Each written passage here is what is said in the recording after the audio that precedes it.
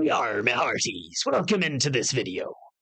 We're going to go through Sync, which is a pirate and tattoo themed supplemental for 5e D&D, created by Johnny and Ricky. And I've heard a lot about it, but don't know much about it. So I'm going to go into the Kickstarter. We're going to give it a read. We're going to go into some of the digital stuff that Johnny has sent through. We're going to see what we think about it. Come along for the journey. Yar! Hello, welcome in. So, Sync, here it is. They've made 221,000 out of their 10,000 goal so far, so they've absolutely smashed it. And they've still got 19 days to go as well, so that's pretty amazing. This is a 5th edition supplement for pirates and tattoos, featuring nautical subclasses, magic item traditional tattoos, and modular dungeons too. Pretty cool. Let's watch the video they did, huh? Welcome to the Calderreach Sea, an archipelago of black sand beaches, magical tattoos, and a darkness that lurks beneath the depths. There is plenty of adventure to be had, but hold fast. When Ethel and his warlocks rise, only the bold will hold. Brave the tides and ink your story with Sync, Adventures on the Calderreach Sea, a 5th edition compatible campaign book capturing the magic of pirates and tattoos. Beautifully illustrated American traditional tattoo art by Sam Rusk, Sync features everything a player needs to take to the seas like a true pirate. Packed to the brim with breathtaking magic item tattoos, original player options, captivating dungeons for characters levels 3 through 10, and villains sworn to steal your soul on behalf of their unholy god. Sync will test your very limits upon the seas. Craft an unforgettable swashbuckling adventure with Sync, now available on Kickstarter. Not bad, not bad. The next stretch goal is 300,000 to unlock some finfolk species and subspecies. The sea-based finfolk species, diverse species dividing it into rivaling subspecies, Malok, Charok, and Artiok. That just makes me think of the ones, the Murloc, is it? Murloc from... is it Murloc that's from World of Warcraft? Or is it Murgol? Which one's the one that Adam came up with by straight up stealing from the other one? Murloc, Murgol. Really pretty artwork. It really is, yes. For whatever reason, I have started discovering a keen liking to listening to voices and accents from everywhere. This voice from the trailer seems really fitting, yes. Murloc's from Warcraft. Murgol is Adam's stolen one. So I'm going to be a pirate the rest of the day. Yar, my dancer already hates it. In sync. I thought this was an NSYNC stream. Timberlake was guesting. I guess I'll go bye, bye, bye. Bye, bye.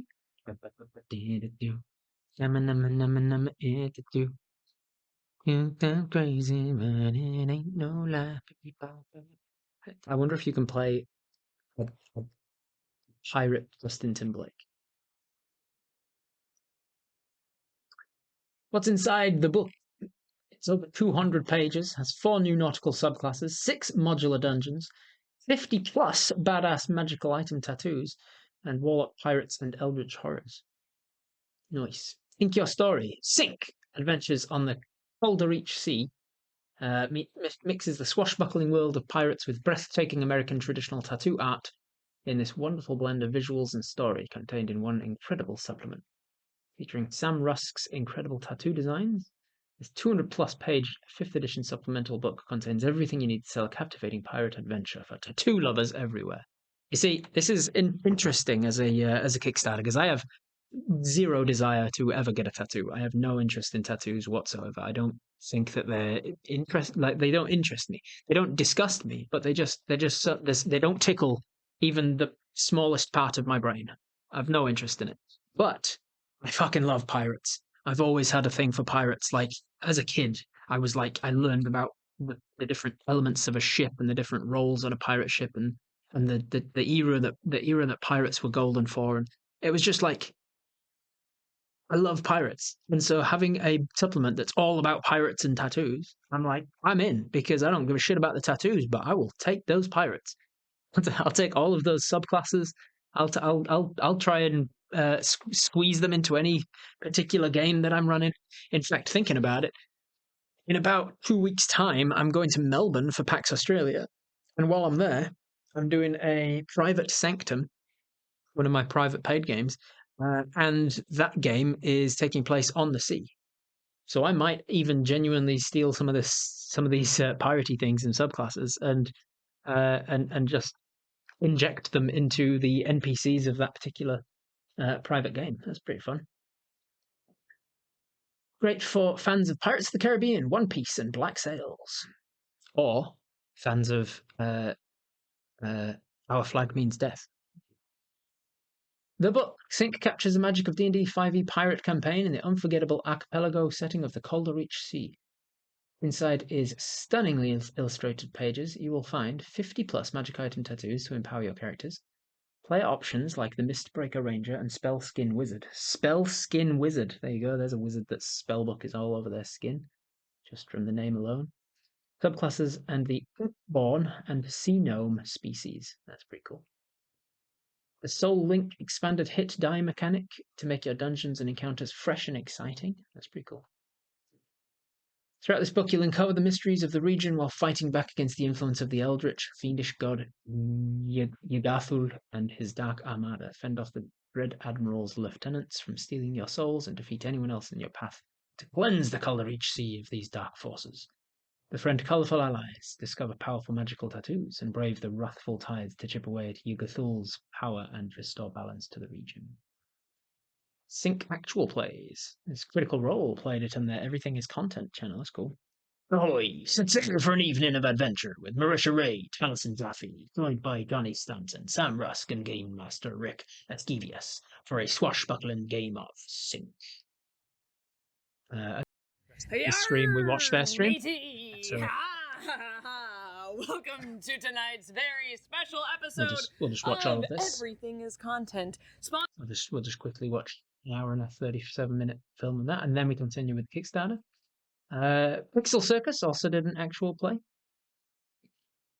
Sage Ryan leads Mika Burton, Daniel Radford, Erica Femina, and Rachel Seeley into the depths of the deep grotto in this amazing one-shot on the Pixel Circus YouTube channel. Sweet. Hello, friends, and welcome in. Today we are playing. Just quickly watch this 2.5 hour one-shot of that too. And then we continue with the Kickstarter. Free one-shot! Download our intro one-shot of Deep Grotto to experience it for yourself. Well, I already have it, so we'll go through that in a minute too. Find out more about what's written in the page of the Sync Adventures in the Calder Sea after the rewards section. Okay. Damn, look at all this stuff it comes with. Nice. Looks real good. Coins of the Calder Poker Deck Pack. A banner set of 5. Davy Jones dice set. Ygathul dice set. Ygathul liquid core dice. Coin necklace. Standees. Dice bag reference cards. Subclass prints set of 4. Ygathul mini and set of 4 tentacles. That looks fun. Look at that. Dark Armada minis. Signed book plates. Ship wheel spin pin. Spin pin?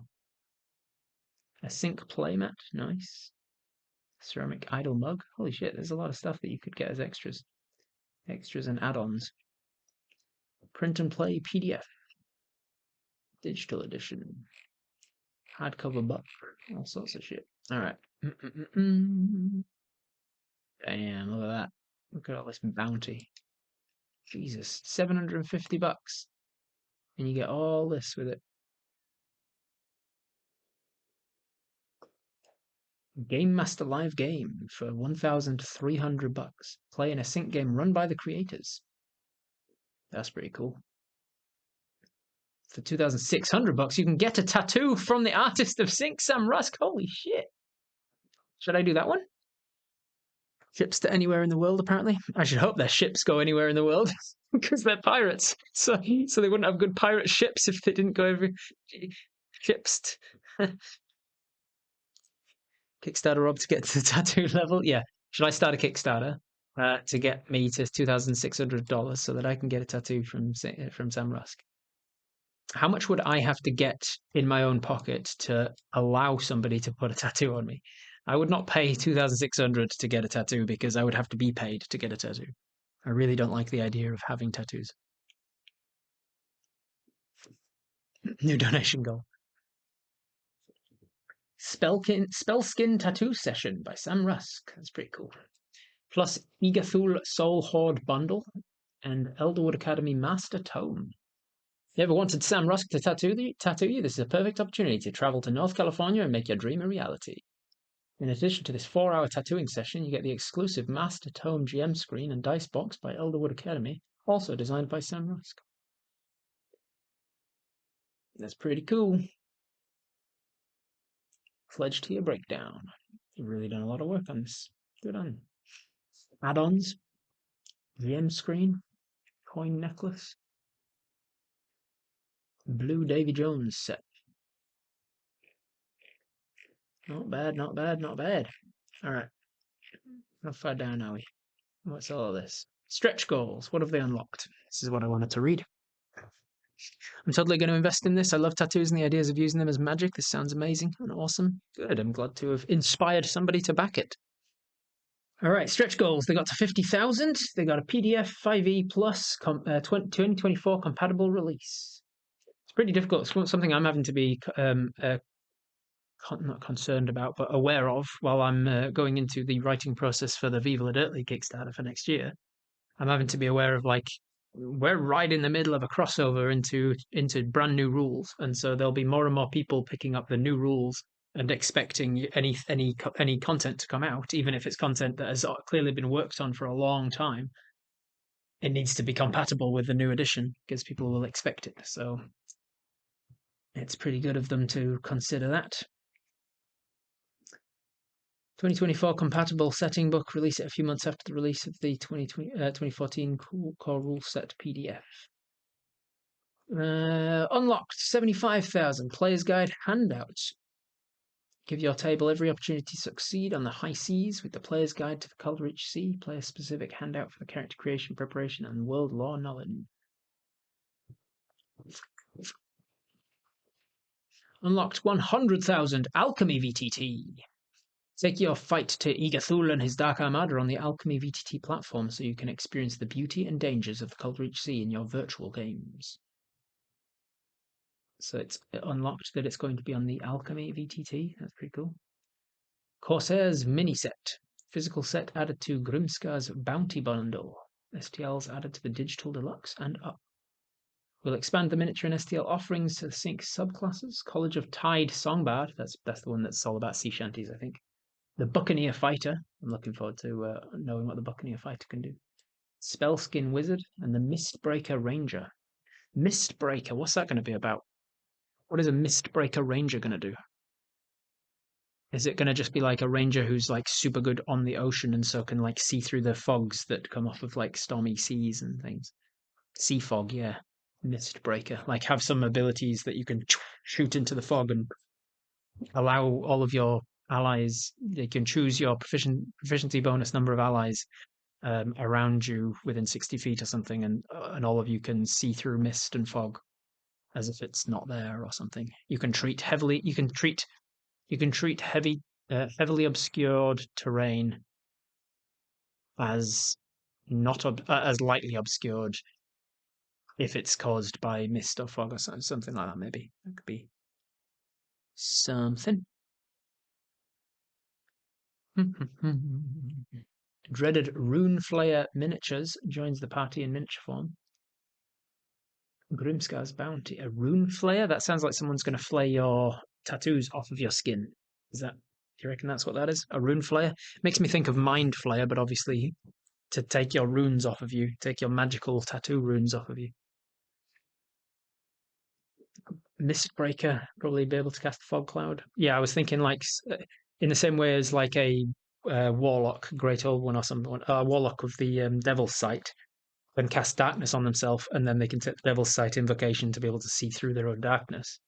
I was thinking a Mistbreaker Ranger, maybe they can cast a Fog Cloud and then see through their own fog clouds or something. You and your allies can see through fog clouds that you create or something like that. I'm not speculating. I haven't gotten to the subclasses yet. I'm trying so hard not to spoil, says Story Cobalt. make kind of morbid sense with them being like magical items and all. There might be someone out there collecting them directly from people. Yeah. 300,000 is the next unlockable one, where they're going to do some Finfolk species. 400,000 that'll unlock some new subclasses and spells. Recruit a new breed of adventurers, such as the Drowned Warlock subclass. That's cool because there's already a Fathomless Warlock one that's watery base. So I don't know how they're going to do. And there's already a Dead Warlock as well. There's a Death Warlock and a Water Warlock. So having a Dead Water Warlock, I'd be interested to see what they do to make it different. Set sail upon the Calderich Sea with more subclasses and spells will become available to every reward tier as a PDF when we reach 400. That's nice. 500,000 Fate of the Fogweaver one-shot, plus a faction banner set. Fulfill your dreams of becoming a Corsair by saving the legendary pirate captain Fogweaver from the clutches of the Dark Armada. As seen on Critical Roles, everything is content and written for third-level adventurers. This one-shot adventure will be released as a PDF for all reward tiers. Factions that call see their home of each other in their sights, their colours flown high above their sails. When we hit 500,000 mark, the rest of the faction pennants become available as add-ons. Nice. 600,000? I wonder how many stretch goals they've got. And they're not doing the thing of like, we'll set what their goal is after the fact. They're like telling you up front, this is what the goals are.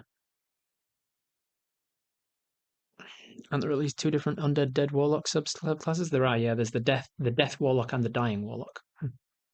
At 600,000, you get the Fluke's Bounty digital map set, all tiers, box set reward upgrade as well. Nice. A free jigsaw puzzle with the purchase of a box set or greater. One free jigsaw puzzle per backer. You can remove puzzle add-ons later if you only want one. That's pretty fun. Contents. Soul Link. Sync offers an original expanded rule set to endanger an often underutilized resource, hit dice. The Soul Link mechanic introduces the new Sunken condition, allowing even more risk to enter your game's dungeons. Shield your hit die from being targeted by traps, attacks, and environmental effects, lest you want your soul to be sent along to the River Styx. Oh, I like this. I like that. That's pretty cool. I wonder what it does. I wonder how it works. If you receive the Sunken condition, you start to bleed your hit dice off, which in my games would be particularly debilitating because I have a house rule where you only get back one hit die per long rest. Normally you get back half your hit die. A puzzle too? I'm a puzzle fanatic. This was made for me. It seems like it, Blue the Great. Make sure to check it out. Magic items and tattoos. Steeped within the enriched black sands of the Calderich Sea is a magic potent enough to be distilled into an ink. For centuries, this pigment has been used to mark, carve, and brand into the flesh of aspiring adventurers for both an advantage upon the powerful, vengeful waters and for their own self-expression as a pirate not to be messed with. Filling the pages of Sync are a plethora of magic item tattoos. Plethora is a good word. Each individually created to celebrate the long history of traditional sailor tattoo designs and to encourage roleplay, exploration, and combat with their thematically devised mechanics. Tendril tattoo, designed to empower characters who draw upon the frightening mysteries of the deep. The tendril tattoo allows players to display control of the battlefield by summoning spectral tentacles that ensnare your enemy and shift the tides of combat in your favor. Siren Song tattoo, the danger and allure of mermaids pervades nearly every sailor's thoughts and dreams across the Calderich Sea. To replicate this draw in a battle, the Siren Song tattoo lulls enemies into a sense of peace, ultimately spelling their doom. Reaper tattoo. Become an undying force of nature from shore to shore with the Reaper tattoo. Will the tattoo's immense power demand a reckoning its wearer is unprepared to face? Or will the promise of unrivaled strength seal their fate as a Reaper in their own right? That's pretty fun. I love that they've got an actual tattoo artist to design all of these.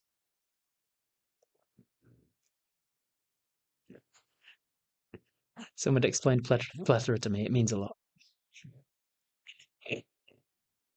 Okay, good. If that's that they inscribe spells on their own skin, I might create a wizard morbid enough to have a spellbook made from those skins with stolen spells carved off of others. That would be pretty gross. Pretty awesome. Player options. The winds have shifted in response to word of a new breed of adventurers. Will you take on the mantle of one of these in Sync's original subclasses? The Tidesong Bard, the Fighter Buccaneer, the Mistbreaker Ranger, and the Spellskin Wizard. Buccaneer Fighter, jump into the fray and become a whirling dervish, wielding both melee and ranged weapons as the Buccaneer Fighter. Whoever said that caution is the better part of valor never spent time on a pirate's vessel. I'm not sure about the ranged weapons part as a buccaneer. Like, I don't think of ranged weapons when I think of buccaneer, unless we're talking, which I guess we are actually looking at this.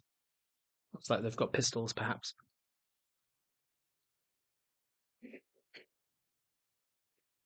A treasure map that's also a magic spell. That's pretty cool. That's a pretty cool idea. Wonder where the ink comes from. Maybe a kraken-type creature? Yeah, like a giant squid. The College of Tidesong Bard. Always want to lift the spirits of those around them, the Tidesong Bards can be found singing shanties to motivate their fellow party members, encouraging them to join in on the tune. It's pretty cool. Crow's Nest Sniper could be cool for a ranged pirate. Yeah, that's pretty cool. Picking people off from Crow's Nest. With advantage to, like, maybe they get a feature where they can half any fall damage or something, because they're constantly falling out of the Crow's Nest during fights. Or just jumping out of Crow's Nests. Yeah, maybe they get the monk's slow fall feature or something. Mistbreaker Ranger. Mysterious, ethereal, and able to draw their harpoon from thin air. A Mistbreaker's versatility makes them a deadly weapon on the battlefield. Throwing harpoons at people.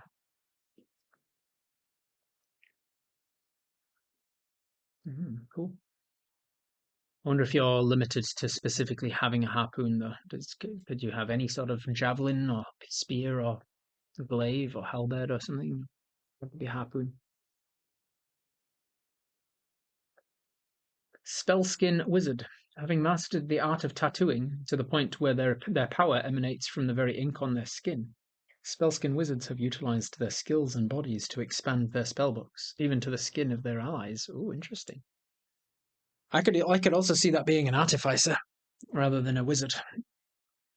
But artificers aren't in the SRD, so they're not open. They're not open documents, so you can't make supplements. You can't make third-party content for artificers as easily as you can with all the other ones because you need special licenses and shit.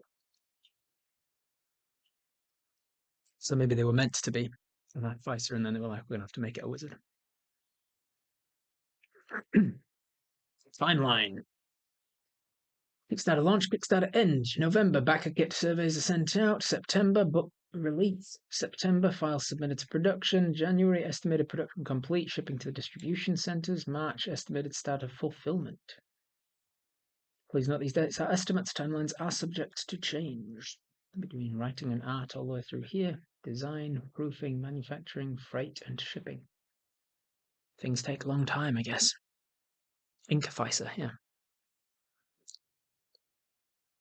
Imagine that awkward moment when a wizard's trying to cast a spell that's tattooed on that hard to reach part of the back. Yeah, you wait there. I'm going to counterspell you. Why did I put counterspell between my shoulder blades? God damn it. Shipping. US, Canada, UK, EU, Australia, New Zealand. We got our own row. Huzzah!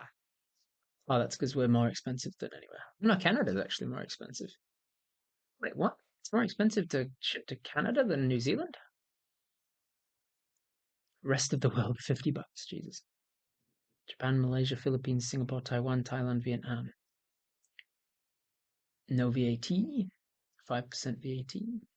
Why is Canada so expensive to ship to? Canada's more expensive because of pirate mooses. Oh. That'd be Canadian dollars, maybe. Unable to ship to the following countries. Blah, blah, blah, blah, blah, blah, blah, blah, blah. Team. Ricardo Esquivias is the co-creator of Sync and co-founder of Crimson Herald. Ricardo rounds out the Crimson Herald team as a world builder, DM, writer, graphic designer, and art director. He and Johnny have been co-storytelling for years and love creating compelling adventures together. Thrilled to be entering into the wider TTRPG world. Sam Rusk is the co-creator of Sync and daylights as a tattoo artist and illustrator from the California Bay Area, focusing on fantasy and D&D pieces. She's been tattooing for 15 years and has created art for numerous TTRPG projects, including Critical Role. Sync is a dream combination of two components of Sam's work, tattoos and TTRPG. By bringing the bright and bold foundation of traditional tattoos to the colourful nerdiness of role-playing, she's combined her art with the rest of the team's epic storytelling for something you won't want to miss. Johnny Stanton IV is the co-creator of Sync and co-owner of Crimson Herald. After a 5-year NFL career with Cleveland and Minnesota, Johnny has found his footing as a TTRPG writer and game designer. Johnny started playing TTRPGs in college and made his name in the NFL as the nerdy football player, having raised tens of thousands of dollars for deserving organizations through tabletop charity events. His appearances on Dropout's Dirty Laundry, Actually, and Adventuring Academy. I don't think I've seen his Dirty Laundry episode. I have seen him on Actually, though. Dungeons & Dragons Dragonlance live show at PAX Unplugged in 2022, and countless appearances on tabletop streams around the internet. Johnny has experience in both writing and performing in the TTRPG world. Concept creators Grotto, Ascivius, Sam Rusk, and Johnny Stanton. Ooh, a different Ricardo. Producer and designer Ricardo Ivanbello. Animation Mikhail Rusakov. 3D sculpting Victoria Jeffrey. Risks exist in this project as they do in all projects, including budgeting, delays in production, and life emergencies. Biggest thing we've found lately that has caused delays is extended manufacturing timelines. Very first book, we partnered with Hit Point Press to ensure fulfillment on a regular schedule. Hit Point Press is very good at their books. Alrighty, I think that's the pretty much the end of the Kickstarter page. These are all the different ways that you can support it. If you like the idea of the Kickstarter, make sure to go and check it out. In the meanwhile, let's have a look at the character sheet that we are given, shall we? Let me just increase the size of my camera a little so that you can see my beautiful face a bit better. In the one shot that you're given in the Deep Grotto, whatever it's called. This thing. Treasures of Deep Grotto. That's it. Treasures of Deep Grotto one shot that you can get for free on the Kickstarter. You can get a bunch of free characters, pre-made characters. If you want to have a look at them. Start with 28 hit points, a D8, hit dice soul link. We still don't know really what this soul link situation is, but I want to find out for sure. A half orc Mistbreaker Ranger with an armor class of 16, with +1 initiative, 30 feet. Use a harpoon, which is a 60 to 120 feet. That's not bad. You can throw something 120 feet. It's 36 meters. That's wait, no, it isn't. No, it is. It's 36 meters. Goodness. +5 to hit, 1d6 +3 piercing damage. Not bad. +3 strength, +1 dex, +2 con, +2 wisdom, -1 charisma. Not very charismatic.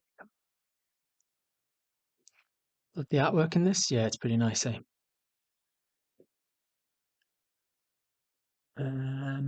Alright, where to begin? I feel like I should. Let's zoom this right up so that you guys can see it a little better. Let's go even further. There you go. You've got athletics. Oh, I like the way of showing. This is a nice way of doing it. It's simple. Like if you've got proficiency in it, it's bold. Are you proficient in investigation? You can be like, oh, yes, I am, because it's bold. That's pretty easy. Proficient in intimidation? Yes, because it's bold.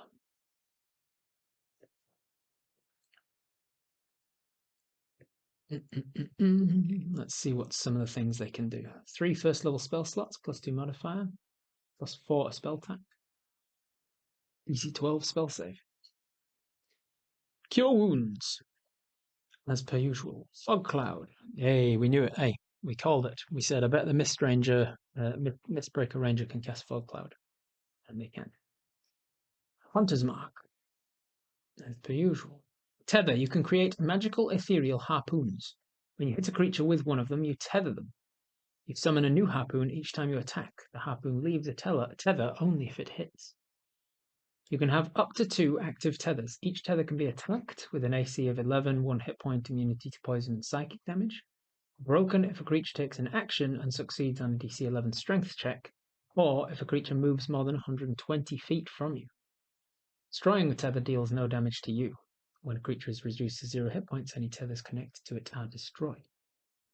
Okay, interesting. So it doesn't tell me yet that the tethers actually do anything yet, but I'm sure we'll get there.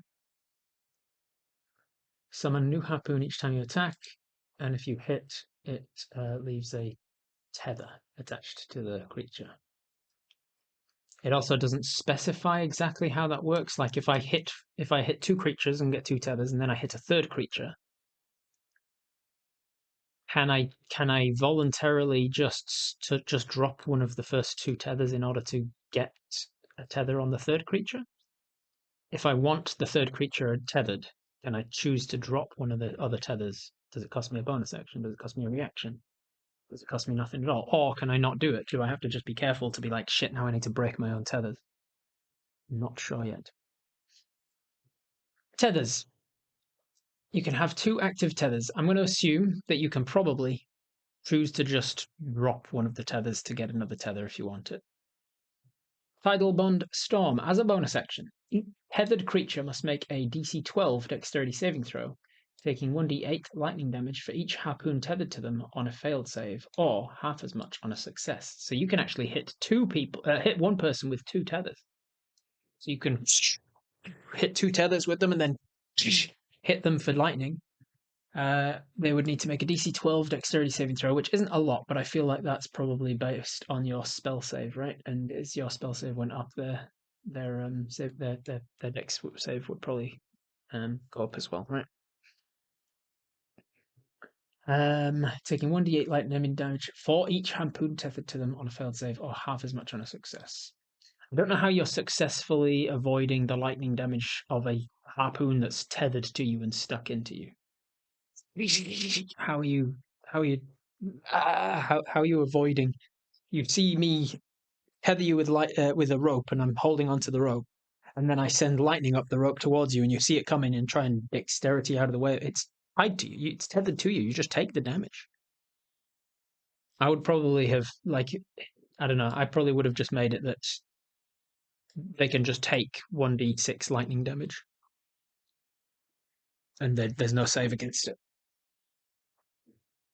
Because they can already take their action to break the thing on a DC 11 strength check, which isn't very difficult to do.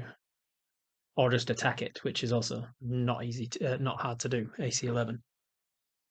Wouldn't the lightning burn the rope? Yeah. Yeah, I think if it was me, I probably would have said you can, as a bonus action, just deal 1d6 lightning damage to a creature for each harpoon tethered to them. Doing so, roll a d20, and on a 6 or less, the rope is destroyed. The tether is destroyed, or something like that. Tethers would need to be chained, like metal rope. Yeah. Primeval awareness, favored enemy, fiends. Fighting style, defense, relentless endurance, savage attacks. So it seems like all they've got at the moment is just tether and tidal bond. I imagine as you grow in levels as a Mistbreaker Ranger, you probably increase your tether abilities. Like the things you can do with tethers, it's better. You get maybe different options of what you can do. I would imagine that hopefully at some point, one of the things you get, maybe at level 6 or something, is like any creature you have a tether to subtracts 10 from their movement speed for every tether that's attached to them or something. So it's like you are actually tethering them, because otherwise you stick a rope on them and then they can just run away. And if they get 120 feet from you, you drop the rope. Like, what's the point of tethering them? In my mind, if you're a harpoon ranger, it makes me think of like Moby Dick, and like trying to catch a white whale and like hitting the whale with harpoons and then tethering it and being like, I've got it, and then it's dragging you through the ocean and stuff. but ultimately you're trying to tether it down. So maybe that's a later thing that comes where you can slow the creature that you tether.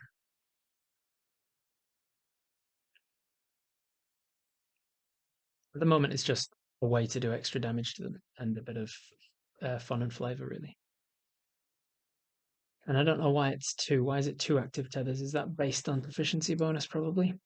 You can have up a number of active tethers equal to your proficiency bonus, probably. And why is the AC of the tether 11? What's that based off of? AC based on I can't think. Normally your your magical things as a ranger are based on your wisdom. It's normally 8 plus proficiency bonus plus your wisdom, which would be 12, which is where they've got the 12 DC save here. I would imagine the tether would be the same. Is the tether based on your dexterity, maybe? 8 plus proficiency bonus plus dexterity? Not sure. Can you tether objects? Let's see. When you hit a creature with 1, you tether them. Interestingly as well, it doesn't say you can tether them, it says you tether them. So that implies you can have 2 active tethers. If you hit a third creature, your first tether disappears, which kind of sucks. Like if you tether a person that you want to be dealing extra damage to, and then you think, I'm just going to finish that guy off real quick, and you throw a harpoon at them, you tether that guy, you drop the first one, because it's as implied here. You don't have options, you don't have the choice over it. When you hit a creature with 1, you tether them, not you can tether them. And what if you hit a creature and it dies with your attack? Then you've tethered a corpse. You hit them, you tether them, and then they are reduced to 0 hit points and the tethers are destroyed. So now you drop the first tether to tether this other person you didn't want to tether, and then you dropped the tether that you did have. Maybe tethering objects and stuff is one of the upgrades later in the Mistbreaker's abilities, perhaps. I'm gonna move myself back over here so I don't cover as much of the screen. We can only speculate at this point. Anyway, let's move on to Fighter Buccaneer. Actually, before we do, let's look at the character art that he sent through, because I've got the Mistbreaker Ranger in here. Mistbreaker Ranger. Obviously, a bunch of tattoos. Summoned harpoon. And a net. The assumptions of tethers. Cool.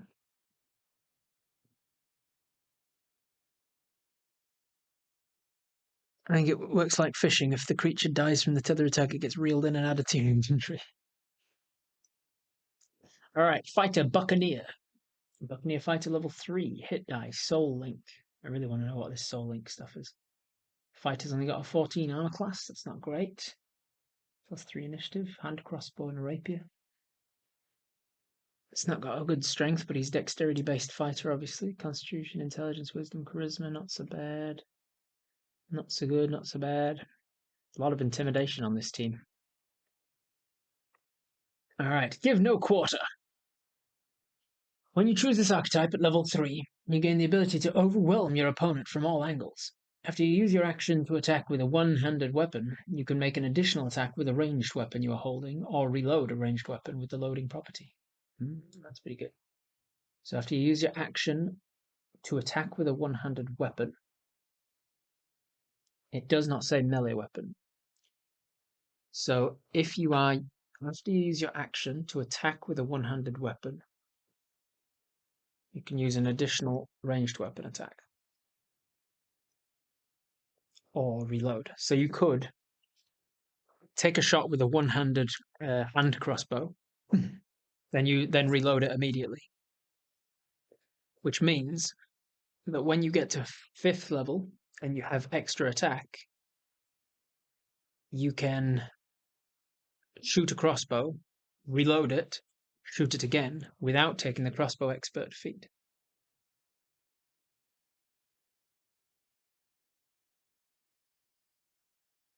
It is not also clear in that particular writing. I imagine it's clear in the actual like rules part of it, not this is just the character sheet. But it's not clear there whether it's every time you attack using an action, because once you have extra attack and you can attack again, are you still using your action to attack? You've used an action to attack twice, but you've still used your action to attack. So every time, I don't think that's going to be the case because that feels super broken. That you could attack again with a ranged weapon, attack again with a ranged weapon, attack 4 times at level 5 without using second wind. And by the time you get to level 20 in this class as a fighter, you can attack 4 times with a melee weapon, a one-handed melee weapon, attack 4 more times with a ranged weapon, then take an action surge and attack 4 more times with a melee weapon and 4 more times with a ranged weapon for a total of 16 attacks in one action, in one turn, rather, without using your bonus action or movement. That can't be it. It must be a limit of once per action.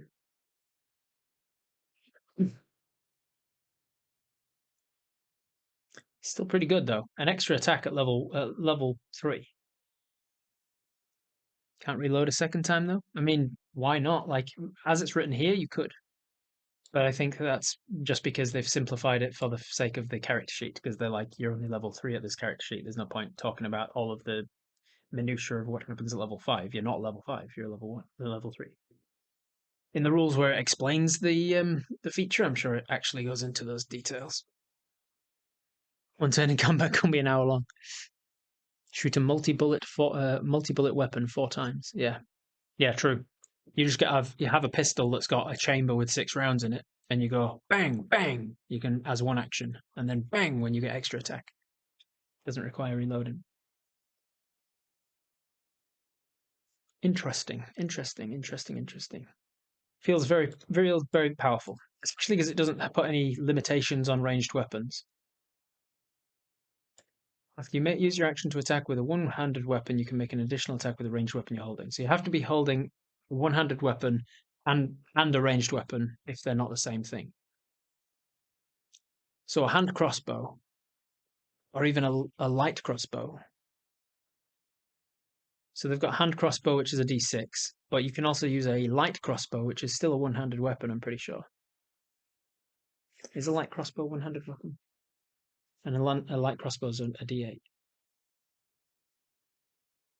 Light crossbow. Are they one-handed? They're obviously two-handed while you're reloading them, but I'm pretty sure they're one-handed.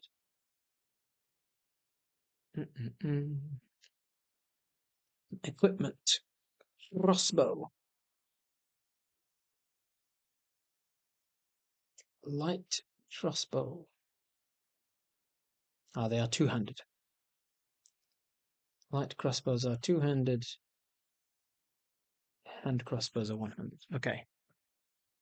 So you could be dual-wielding hand crossbows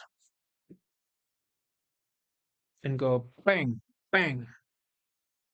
And then on your next turn, you're considered to have reloaded them, right? Because you reload them, you can only shoot once with them per turn. So you just be able to take 2 hand crossbow attacks every round if you're dual-wielding hand crossbows. It's just Percy from Vox Machina with his pistols, yeah. Got one of those 6-chambered guns already? Machine gun in D&D, yeah. Or if I have really good finger speed, does that give me additional shots in the same round? Cyberpunk pirate setting, laser guns, yeah. All sorts of things. Plus fighting archery style, +2 to hit with ranged weapons. Man, you're going to be hitting everything with those. Okay, cool. Let's have a look at the Spellskin Wizard. Spellskin Wizard, High Elf. D6, Soul Link, 20 hit points.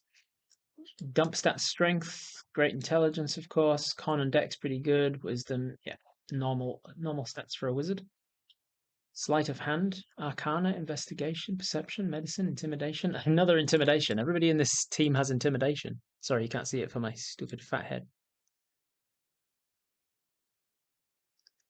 Isn't reload only allowed to one weapon? Rules is written. I'm not sure exactly. I've never had to deal with anybody dual wielding reloadable weapons, so I'd have to look it up.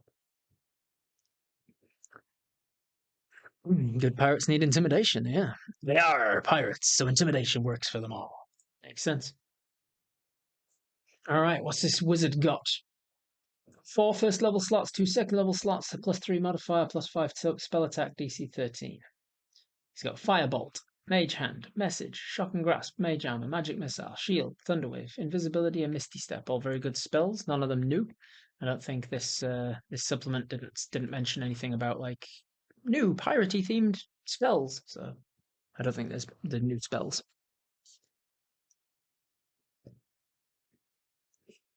But this is the meat of it. Living Spellbook. You can tattoo your skin with your spells instead of needing a spellbook. Rune Weaver. You can give your allies access to your magic. During a long rest, you can give a willing creature a tattoo with a spell woven into it. Its spell must be a first level spell in your spellbook. You can activate 2 tattoos at the start of each day. An active tattoo allows its user to cast its woven spell once per long rest, using their intelligence modifier as their spellcasting modifier. Each creature can only have 1 active tattoo at a time. Let me reread that and pass what it's saying. During a long rest, you can give a willing creature a tattoo with a spell woven into it. The spell must be a first level spell in your spellbook. You can activate 2 tattoos at the start of each day. An active tattoo allows its user to cast its woven spell once per long rest. So you can tattoo as many people as you want. If they have used that spell, they keep the tattoo. They still remain tattooed, even if they've used the spell. But at the start of each day, at the end of that should say it when you finish a long rest, because not all planes have days and day-night cycles. When you finish a long rest, you can activate 2 tattoos. So tattoos you have previously given them, including the tattoo you just gave them during this long rest. You can activate them, actually fill them with a tattoo.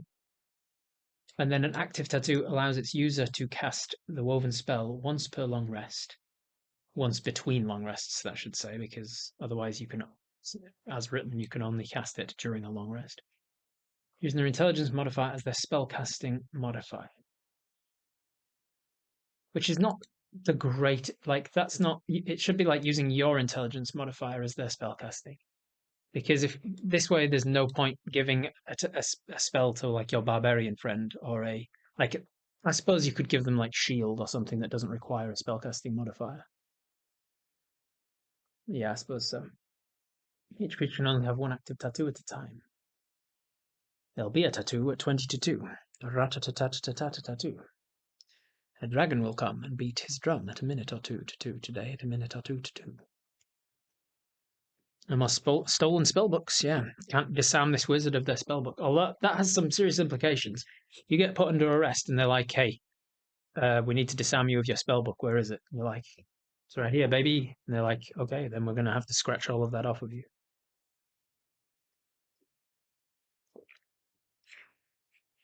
You sink into water and get swollen hands, making it hard to cast spells.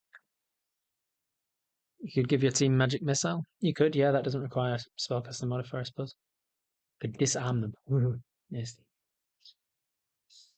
Arcane Recovery. When you finish short rest, you can choose expended spell slots to recover. Combine of level 2. Fey Ancestry and Trance, blah, blah, blah.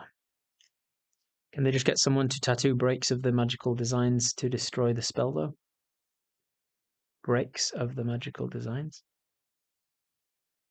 Everyone gets counter spell on their middle finger. A spell. That would be a pretty funny way of doing it. Breaks in the lines of the magical tattoo lines. Screw the art. Yeah. Yeah, they probably could. The authorities of this module need a spell that works like one of those black sensor bars to cover the spell tattoos. Yeah. The authorities of this world are all tattoo artists as well, and they specialize in covering up like exes' names. Like when you get a tattoo of your ex, and then you break up, and you're like shit, and you go to the tattoo artist, and you're like, can you turn it into a flower? All of the authority in this world do basically that. Like crossing out the word in a spell book, yeah. Skinning becomes a punishment for casters. Yeah, there's a lot of implications of flaying people alive in this world of tattoos. Tidesong Bard. Dump stats, measure stats, as per usual. Pretty high constitution for a bard. What are they? Deception, intimidation, performance, persuasion, yeah, as usual, with also acrobatics and history. What have they got? Oh, they've got a rapier for first level, through second level, message, vicious mockery, bane, cure wounds, fairy fire, healing word, shatter, and suggestion. Sea shanty, here we go, here's the meat of it. As an action, you can expend one use of your bardic inspiration to begin a shanty. For 1 minute, you select 2 targets within 60 feet that can hear you. These creatures gain the ability to join the shanty as a reaction. While singing the shanty, the creature has advantage on one attack, ability check, or saving throw that turn. That turn? What does that mean? On their next turn, presumably? You lead the shanty as if you were concentrating on a spell. So you can pick 2 targets. I presume 2 because proficiency bonus 2. It might probably go up as your proficiency bonus goes up. You select targets equal to the number of targets equal to your proficiency bonus within 60 feet that can hear you. Creatures gain the ability to join in on the shanty as a reaction. While singing the shanty, the creature has advantage on one attack, ability check, or saving throw on their turn. You lead the shanty as if you were concentrating on a spell. So on their next turn, they also have advantage on one attack, ability check, or saving throw. Okay. Creatures aren't normally making saving throws on their turn, though. You're normally making saving throws on somebody else's turn when they're casting spells at you and stuff. So if you... Is it per turn?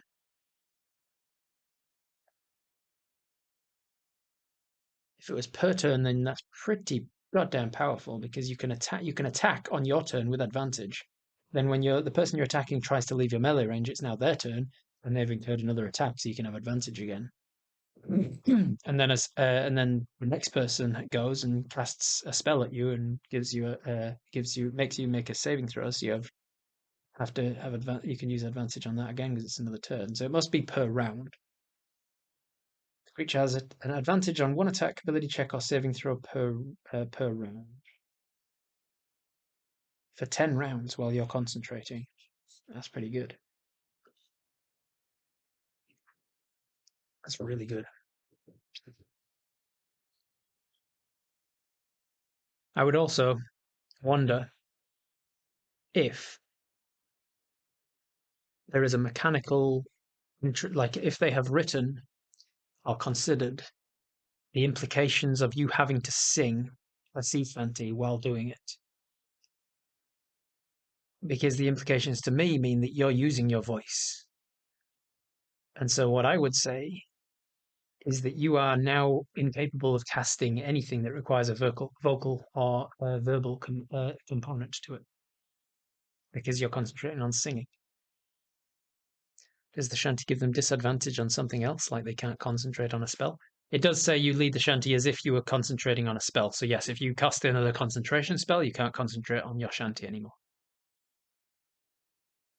Soon may the Wellerman come to bring us sugar and tea and rum. One day when the tonguing is done, we'll take our leave and go. People joining in, though, yeah. The people joining in don't have to concentrate. They don't have disadvantage on anything. They're just singing and getting advantage on stuff, which I really like as a mechanic. Like you're helping out it feels like a bard. A bard should be like buffing allies. That's kind of their job, their role that they're filling. I'm just not sure of the details of how that's going to work. You get a buff, but is there a cost? Yeah, there's a cost. It's costing the bard one of his bardic inspirations. It's costing the bard one of his bardic inspirations and the ability to concentrate on any other spell. In the same way that, like, if someone was to cast haste on you or invisibility or bless or shield of faith, it's buffing you. It's buffing you at the cost of their spell slot or something. As a reaction, they can choose to join in the shanty. And while singing it, the creature has advantage on one attack, ability check, or saving throw. I think I see what you mean, because, like, in order to get the ability check, saving throw, or attack advantage, they need to also be singing the shanty.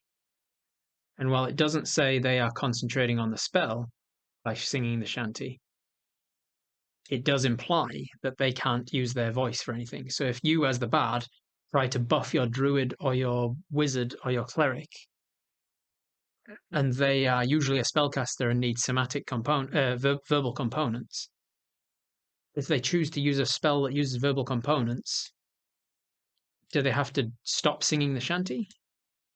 And if they stop singing the shanty, can they start again within the minute? Or do they have to use their reaction again to start it again?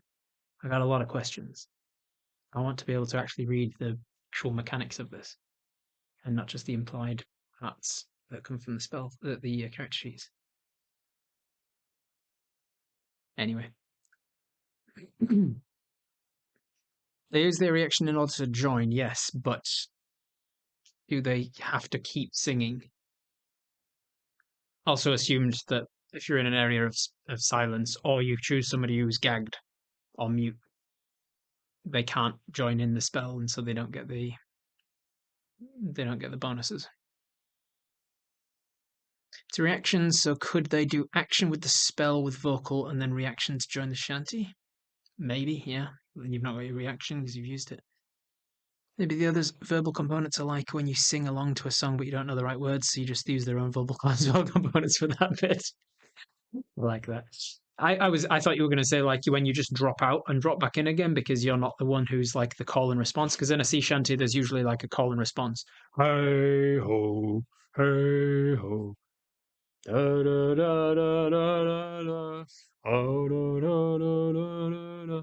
And so it's like the bard is the one leading it, and then in the moments where you're not doing your response, when it's gone back to the call part, you can quickly do your verbal components to your spell and then continue singing. Maybe it's just flavored that way. If gagged, could you not give a beat, like a foot stomp, to join in the shanty? Yeah, maybe. I'd probably rule it that way. If it's an attack or ability save, maybe you just have to be selective on who you choose. Mm-hmm. Can your reaction be taken on your own turn? Yeah. Like if you, I don't know, if somebody casts a spell, if you cast a spell at somebody, they cast a counter spell, you can then counter spell it on your turn because using your reaction to counter spell their counter spell. For one example. Also, if somebody else is readying an action for some reason, like as soon as that guy tries to attack me, I'm going to run away. So you take your turn, you try to attack me, they interrupt with their reaction to run away. They leave your melee range in order to do so, so you take your reaction to attack them anyway, as another reaction, as another example. All right, let's have a look at the Buccaneer fighter. Buccaneer fighter. Very dapper. With his tattoo and his pistol, which is a hand crossbow, I guess. I think given the artwork, I think his hand crossbow is just a hand crossbow because they couldn't be bothered saying like it's a pistol, but don't worry, it's basically just exact. You can just treat it like it's a hand crossbow. It's the exact same mechanics, same damage, same reloading properties. You can just treat it the exact same way. Tattoos going on collar. What do you mean? Buccaneer fighter. Spellskin wizard. Hello, Mr. Wizard.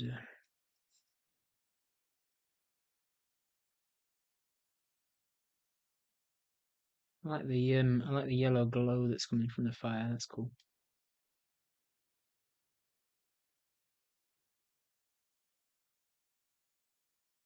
Spellskin. Tidesong bard.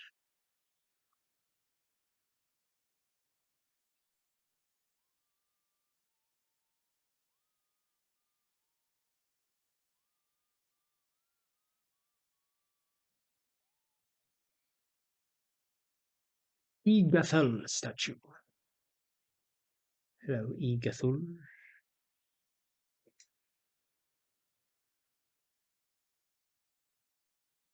Gathul. Hey, Gathul. Lubber and Swabby. Cute. They're like Flotsam and Jetsam. There must be characters that you meet in the one shot. Captain Grimscar. Oh, hello. You got some shit going on, aren't you? You're dealing with some stuff, Captain Grimscar. With Lubber and Swabby swimming out of your eyeballs. Where is this guy going? He's going into his eye socket and then somehow out the back. Where are you coming out of? You missing the back of your head? Captain Grimscar? Interesting. All right, let's go into. So, if you enjoyed that little look at Sync and the things that it has to offer, make sure to go and check it out on Kickstarter if it's still live on Kickstarter. Or if you're watching this after the 17th of October 2024, it is no longer live on Kickstarter, and you can probably find it in your local gaming store or online by just searching Sync ! Or search for Sync Pirate and Tattoos 5e. You know how the internet works. Go and find it. See you next time. All hail the algorithm gods. Comment, like, and subscribe. Ooh, ah.